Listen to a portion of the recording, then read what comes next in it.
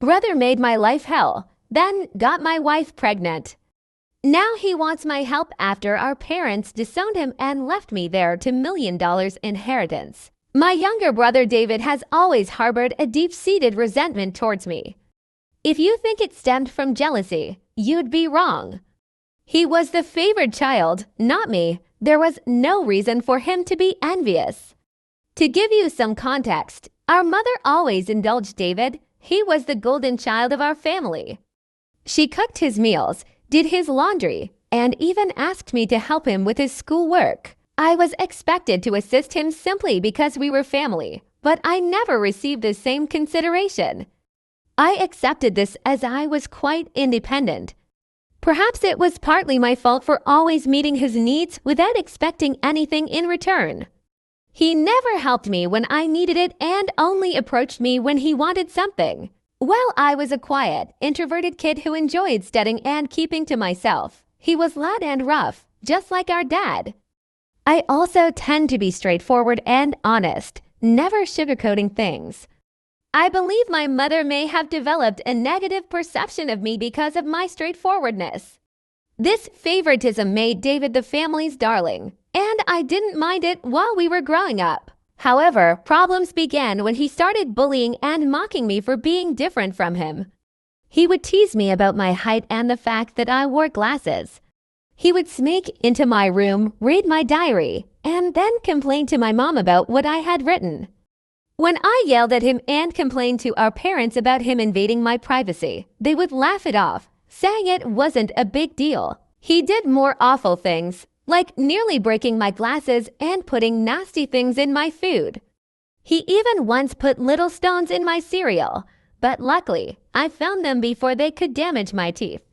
When I told my mom, she dismissed it, saying this is how brothers bond. Whenever we fought, David would zero in on my insecurities to insult me. We went to the same school, so he knew I was being bullied by a few kids. Instead of supporting me, he sided with the bullies, calling me names like ugly loser or hairy monkey and encouraging them to physically harm me, saying I was just a big failure. Another time, during a fight over something trivial that I can't even remember, he told me to kill myself. While I could easily brush off most insults, that one really hurt because I was struggling with my mental health at the time.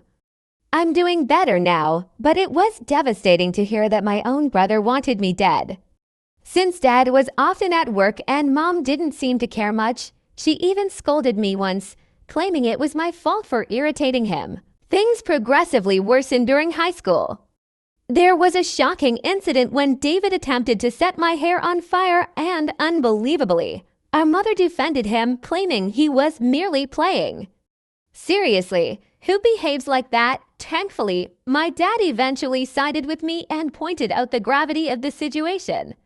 He even threatened to call the police on David. This moment was a real eye-opener for my brother, as he had never faced any consequences for his actions before.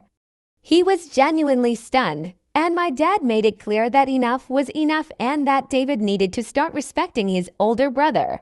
Later, Dad came into my room to talk. I never expected his support because he always told David how similar they were, which was true. Dad admitted that he had waited for years, hoping David would mature, but he was slowly realizing that David was becoming a big bully. Hearing this from my dad was incredibly validating, and I almost broke down in tears. I confessed everything David had done to me over the years and even mentioned the bullying at school. My dad was shocked at how much I had endured. The next day, he spoke to the principal to ensure the bullies were warned about severe consequences if they continued. Later that evening, Dad enrolled me in MMA at our local gym, telling me I needed to man up and stand up to bullies in my life. I admit that a nerdy kid like me trying to learn to fight might have seemed laughable, but I was very focused. I managed my time well to balance my studies and daily workouts, and the MMA classes completely changed my life in physique. One day, David was up to his antics again. He stole my pocket money, which we received for helping with chores. I had been saving it for a while. David sneaked into my room and took it. I caught him just as he was about to cycle off with his friends. I demanded he return my money, but David mocked me, saying all I could do was run to Daddy for help. I don't know what came over me, but I punched him in the face. He was stunned, fell backward, and I retrieved my money from his pocket before throwing him back down. David started crying loudly, which was quite comical. However, my mother rushed out to help him and find out what happened. When she learned I had fought him, she was surprised and reprimanded me, saying I should be a better role model for David, who seemed to enjoy seeing me scolded. My mother also complained to my dad about my behavior, saying I needed to be controlled. My dad grimly asked both of us to explain ourselves. I told him how David had stolen the money I had worked hard for and saved, while David tried to justify it by saying he needed the money for a date and that, as his brother, I should help him. However, Dad told David he was lucky I only punched him for stealing because anyone else would have called the police. He continued to tell David that he had no right to take others' things without their consent. David didn't like that and threw a tantrum, likely hoping our mother would side with him, but Dad remained firm. When David realized he wasn't going to be punished for being hit, he screamed how much he hated me and ran back to his room, locking himself in. Following that incident, David began to distance himself from me. He had finally understood that he couldn't bully me anymore and that even Dad had stopped supporting his antics. For the first time in a long while, I felt like we were equals. Though he could no longer physically harm me, he resorted to verbal insults when our parents weren't around. His behavior worsened with age, becoming angrier and more short-tempered each year. When I approached him with a question, he would ignore me and walk away, muttering insults like nerd or loser under his breath. If he needed to communicate something, he would relay it through our mother instead of speaking to me directly. When I questioned her about why David couldn't just talk to me, she would urge me to be more understanding. I couldn't tell if it was just puberty or genuine hatred. Over time, dealing with his comments became unbearable, and I longed to move out and get away from him. I repeatedly asked my mother to mediate a sit-down conversation for us to resolve our issues, but she always refused, saying she didn't want to get involved. When I asked her opinion on why David treated me this way, she would brush off the question. Eventually, I left for my dream university, having earned a scholarship as a top student. My dad threw a party for me, and even my mom seemed proud. However, David remained aloof and distant, barely acknowledging my achievements. The day I left for university was a mix of excitement for the future and relief to escape the toxic home environment. The first few months at university were liberating. I made new friends, enjoyed my classes, and started to build a life separate from the oppressive atmosphere of my childhood. The constant fear of David's verbal attacks lifted, giving me a newfound sense of peace. During my second year, I met my wife Karen at a frat party through a friend, and we immediately clicked. Coming from a religious background, having kids outside of marriage was frowned upon. However, when we discovered she was pregnant in our final year, we decided to marry right after graduation. Our wedding was a small but joyful ceremony. Our parents were happy for us, and we enjoyed the celebration. At that moment, I believed Karen was the love of my life. I had always envisioned a monogamous relationship, one woman to come home to and share my life with. Despite other women showing interest over the years, I never pursued anything because I was genuinely content in my marriage. Karen was my dream girl, and I never wanted to hurt her. However, I later uncovered two incidents of infidelity in our marriage. One was an intermittent affair with her married coworker that spanned several years, and the other was a brief fling with an ex-boyfriend during a visit to her family. Some might think I was naive, and looking back, I can't completely disagree. Each time we separated for a while, I chose to forgive my wife. I didn't want to raise our child in a broken home and believed we could overcome these obstacles. The affair with her coworker happened when we were young, and I attributed it to youthful mistakes and poor judgment. For a period, things seemed to get better, although I could never fully trust her again. I did my best to set aside my doubts, knowing that if I chose to forgive, I had to genuinely work toward a fresh start. It's been 4 years since her second betrayal, and I felt confident in my decision to give her another chance. Karen seemed to have changed, and we were genuinely happy, planning our family's future. However, 3 months ago, my world was shattered once more when she revealed that she had been having a long-term affair and suggested that our son might not be mine.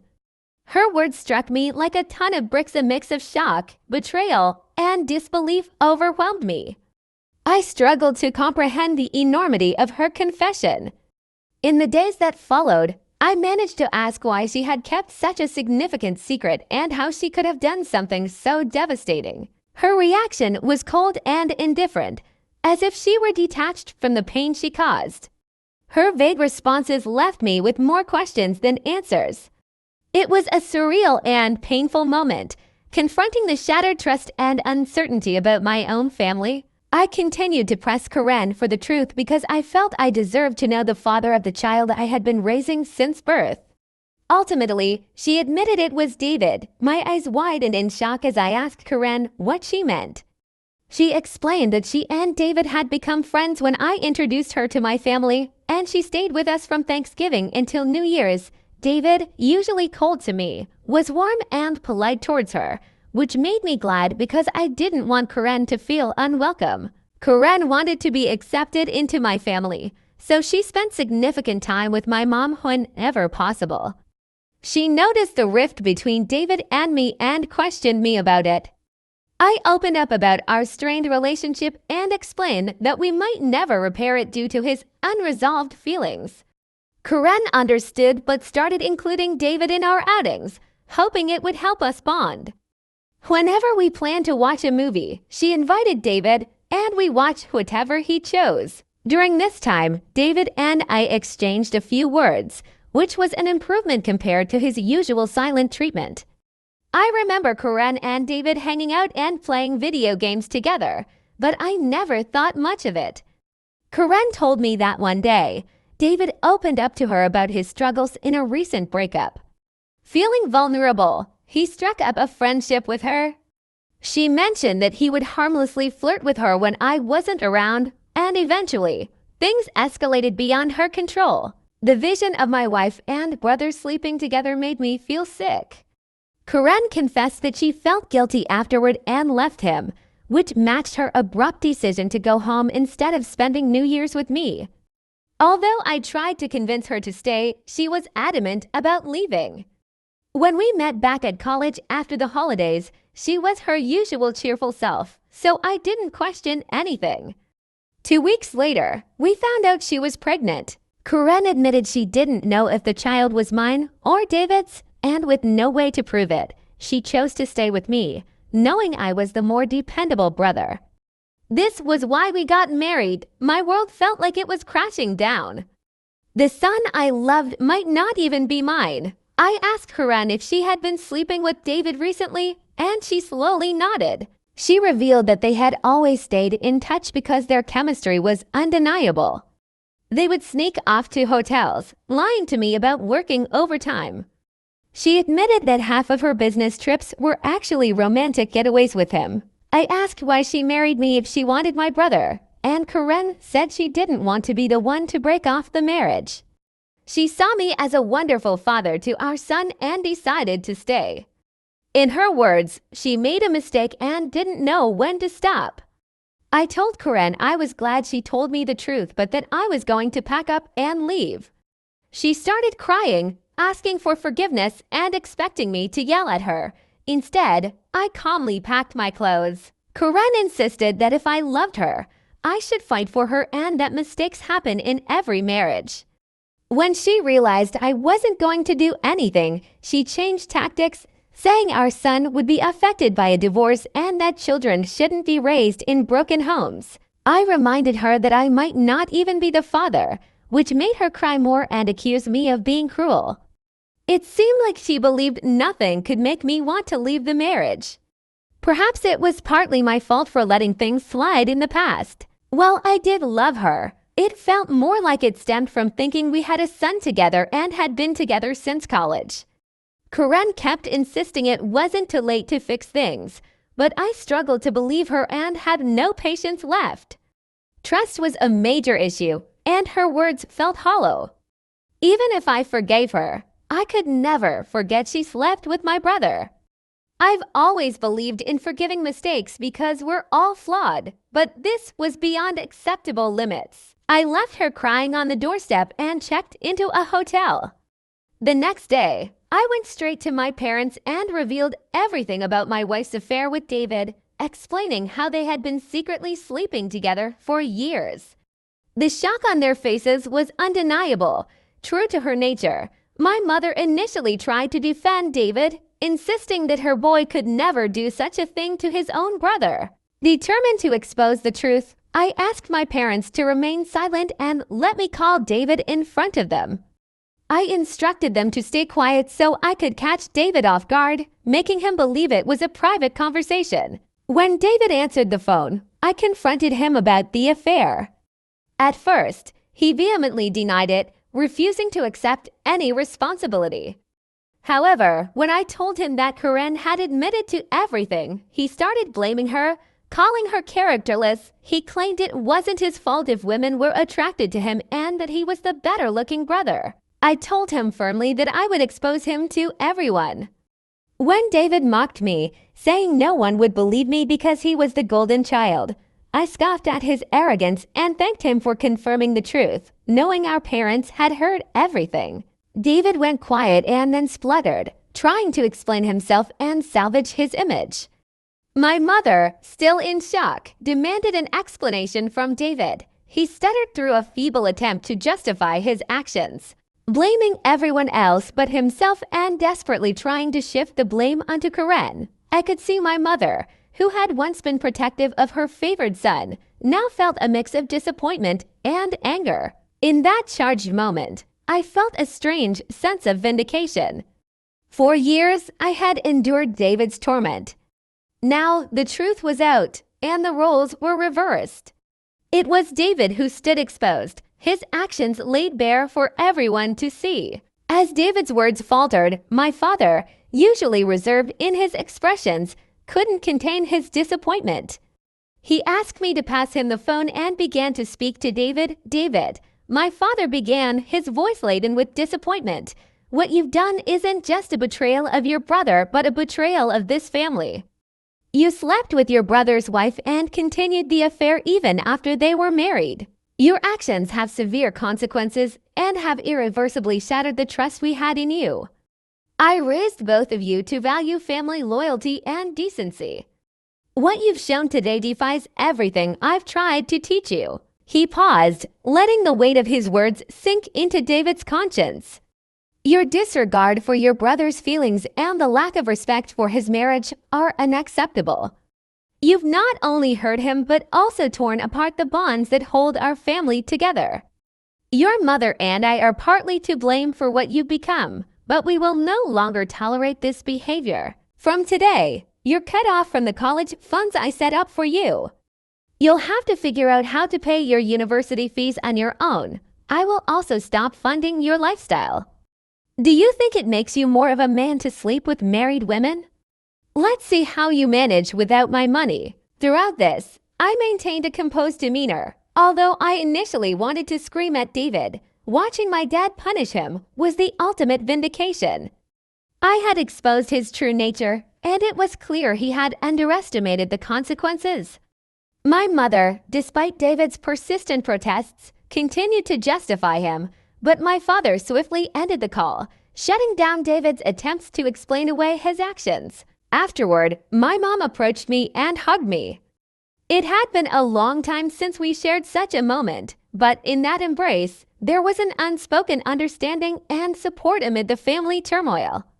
She apologized for not believing me all this time. My 14-year-old self could never have imagined this moment being vindicated and embraced by my mother. Following this, my dad helped me find a good lawyer to divorce Karen. She and her lawyer tried to fight dirty, asking for alimony since I earned more than her, but her affair played heavily in my favor. We also conducted a paternity test, and it was confirmed that David was indeed the father of the child. The news was incredibly painful, even worse than discovering Karen's infidelity. I was furious that the son I had loved and raised wasn't mine. However, I decided to stay strong. Karen begged me to continue visiting my son, arguing he shouldn't be punished for the situation, but I couldn't bear to see him. He reminded me too much of David, and I hated it. After my divorce was finalized, I felt a sense of freedom wash over me as I moved into my own bachelor pad. It felt surreal to live alone since I had married so young and never really had the chance to experience independence. However, my naturally independent nature allowed me to quickly adapt to my new lifestyle, and I thoroughly enjoyed it. 2 weeks ago, my dad called to tell me he was considering changing his will because he didn't want to leave anything to David. My dad is incredibly stubborn, and once he decided to cut David out of his life, he stuck to it. David tried reaching out to our parents and even showed up at their doorstep begging for forgiveness, but they refused to let him in. Even my mother, who usually gave in to David's tantrums, seemed done with him, though it must have been hardest for her. David never texted me to apologize for what he had done, showing he didn't regret his actions. He was just upset about being cut off from our parents. Dad told me he planned to leave everything to me, ensuring David wouldn't contest it later. He would leave David only $1. My eyes widened in shock as my dad had worked hard his entire life, and including his assets, retirement fund, and life insurance, the total came to nearly $2 million. The only condition in his will was that if my dad passed away before my mom, she would continue living in their house, even though ownership would transfer to me.